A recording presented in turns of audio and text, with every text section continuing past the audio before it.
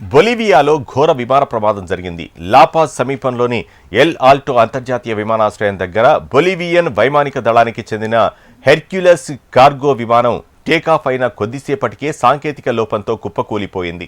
Bolivia central bank ముద్రించిన కొత్త నోట్లను తీసుకువెళ్తుండగా ఈ ప్రమాదం జరిగింది. ఎయిర్పోర్ట్లో ల్యాండ్ అవుతుండగా రన్వేపై నుంచి జారి ఎయిర్పోర్ట్ పక్కనున్న హైవేపై క్రాష్ అయింది. వాహనాలను ఢీకొట్టింది. ఈ ప్రమాదంలో 15 మంది మృతి చెందగా కనీసం 30 మందికి పైగా గాయపడినట్లు అధికారులు వెల్లడించారు. అయితే మృతులు విమానంలోని సిబ్బందా లేక రోడ్డుపై ఉన్న వాహనదారులా అన్న విషయంపై క్లారిటీ లేదు. ఘటనా స్థలంలో సహాయక చర్యలు కొనసాగుతున్నాయి. ఇదిలా ఉంటే ఈ ప్రమాదానికి సంబంధించిన దృశ్యాలు సోషల్ మీడియాలో వైరల్ అవుతున్నాయి. రోడ్డుపై విమాన శిథిలాలు, ధ్వంసమైన కార్లు, చెల్లాచెదురుగా ఉన్న మృతదేహాలు భయంకరంగా కనిపిస్తున్నాయి. మరోవైపు విమానం క్రాష్ అయిన తర్వాత అందులోని నోట్ల కట్టలు రోడ్డుపై చెల్లాచెదురుగా పడగా వాటిని తీసుకునేందుకు స్థానికులు ఎగబడ్డారు.